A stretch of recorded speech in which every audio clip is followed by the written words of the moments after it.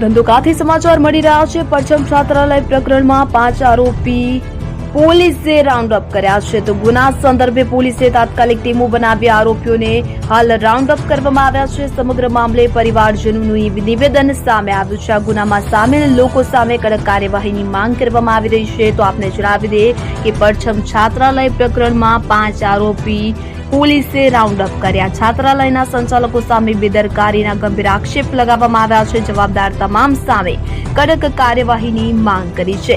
તો ગુના સંદર્ભે પોલીસે તાત્કાલિક ટીમો બનાવી આરોપીઓને હાલ રાઉન્ડ અપ કરવામાં આવ્યા છે। તો જે પ્રકારની ઘટના સામે આવી હતી તેને લઈને કાર્યવાહી કરવામાં આવી છે। તો ધંધુકા તાલુકાના પરચમ ગામે કે જે સરકારી છાત્રાલયમાં એક ગરીબ બાળકને નિવસ્ત્ર કરીને જે હરકતો કરવામાં આવી હતી જેનો વિડીયો સામે આવ્યો હતો।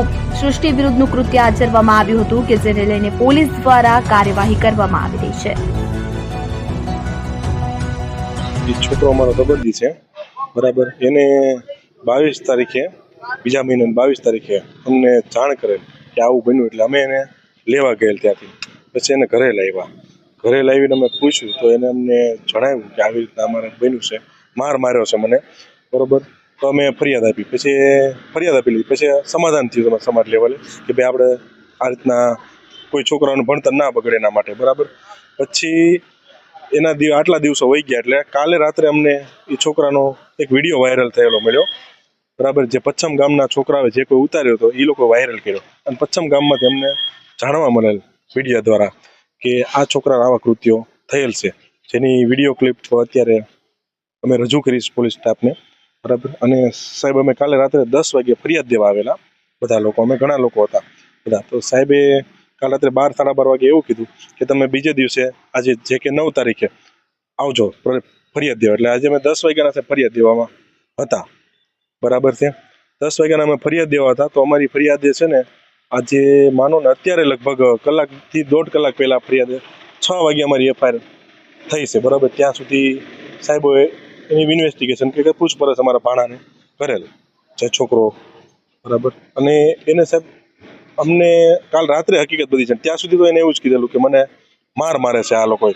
એટલે કાલ સાંજે એને વિડીયો જોયો પછી અમને એને હકીકત કીધી। અમે કીધું તું મૂંઝાઈશ નહીં બેટા, અમને કે પચ્છમ ગામનો સાહેબ બનાવશે, બરાબર છે। પચ્છમ ગામમાં ત્યાં હોસ્ટેલમાં છોકરો અમારે રહેતો અને ભણતોય ત્યાં જ તે, બરાબર છે। જેની સ્કૂલનું નામ છે સરસ્વતી કુમાર બક્ષી પંચ છાત્રાલય, બરાબર। જે છાત્રાલય સંસ્થા છે તેનું નામ, અને પચ્છમ ગામ ત્યાં પ્રોપર ત્યાંની છે। એટલે ત્યાં આ બનાવ બનેલ, અને એના આરોપીઓ જે છોકરાઓ છે, જે 5 છોકરાઓ હતા, એ કાલ સાંજે અમને એને બધું જણાવેલ કે છેલ્લા 7, 8, 10 દિવસથી મને આ લોકો હેરાન કરતા, પણ મને મારી નાખવાની ધમકી આપેલી હતી અને મારી હારે ન કરવાના કૃત્યો કર્યા હતા, એવું બધું હતું મારી।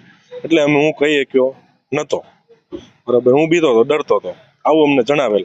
પછી કીધું અમે કે તું ડરીશ નહીં, આપણે પોલીસને જાણ કરવાની છે। પછી છોકરાની હિંમત આપીને અમે પોલીસ કેસ કરવા લાવેલા। સંચાલકો દ્વારા કોઈ કાર્યવાહી કરવામાં આવી છે? ના સાહેબ, સંચાલકો સાવ બેદરકાર સંચાલકો છે, બરાબર છે। જે સંચાલકોના હું તમને નામ આપી શકું, બરાબર। ડોડિયા સુખદેવભાઈ નાનુભાઈ ત્યાંના સંચાલક છે સંસ્થાના, પછી ડોડિયા ઘનશ્યામભાઈ મેરુભાઈ ગૃહપતિ છે ત્યાંના, અને મહેન્દ્રભાઈ સુખદેવભાઈ ડોડિયા જે ત્યાંના સિક્યોરિટી રાત્રિના છે, બરાબર। છતાં કોઈ વ્યક્તિ હાજર રહેલ નહીં, અને સાહેબ ત્યાં સીસીટીવી ફૂટેજ છે, બરાબર છે। તો જ્યારે અમારા બનાવ બન્યો જ્યારે 22 તારીખે, ત્યારે અમે ફરિયાદ કરી સમાધાન કર્યું, બરાબર છે, જે ઘર મેળે। તો પછી એ લોકોએ છે ને ત્યાર પછીની જે સીસીટીવી ફૂટેજ ચેક કરી અને સીસીટીવી ફૂટેજ ડિલીટ મારી દીધી છે, એ ત્યાંના લોકો દ્વારા, પચ્છમ ગામના લોકો દ્વારા અમને જાણવા મળેલ છે। એટલે ઘોર બેદરકારી આ લોકોની છે, સંચાલકોની પૂરેપૂરી બેદરકારી। અને સાહેબ એવું પણ જાણવા મળેલ છે કે આવા બનાવ રહ્યા ને અનેકવાર બીજા છોકરાઓ સાથે પણ બનેલ છે, જેની કોઈ આ લોકો જાણ કે કોઈ ધ્યાન, કોઈ વસ્તુ નહીં। અમે તો સાહેબ છોકરો અમારો એમના ભરોસે મૂકેલ હતો, અમારી પાસે જવાબદાર વ્યક્તિ એના માતા પિતા, એના સંચાલકો છે ત્યાંના, પણ કોઈ પણ જાતની ધ્યાન રાખેલ નથી, કોઈ પણ જાતનું એ લોકોએ ધ્યાન આપેલ નથી, બરાબર છે। તમારી શું માંગ છે? અમારી સાહેબ માંગ એટલી જ છે કે આ જે આમાં લોકો સંડવાયેલા છે, જે આરોપીઓ છે છોકરાઓ 5, બરોબર, અમારા છોકરાએ 5 છોકરાઓનું નામ લખાય, અને એની સિવાયના જે સંચાલકો છે જે સાવ બેદરકાર છે, એની ઉપર પૂરેપૂરી કડકમાં કડક કાર્યવાહી થાય અને જે લોકો આમાં સંડોવાયેલ હોય, જે કોઈ ગુનાહિત પ્રવૃત્તિ જેને કરી એને પૂરેપૂરી કાનૂન એને સજા આપે. બસ અમારી આ જ માંગ છે. અને ફરીવાર આવા છોકરા આવું કોઈ બીજા છોકરા વાળે કોઈ પણ શાળામાં કે કોઈ પણ સંસ્થામાં કે કોઈ પણ હોસ્ટેલમાં આવું બને નહીં. બસ આ અમારી માંગ છે પોલીસ પાસે, અમે આ અપેક્ષા રાખીએ છીએ.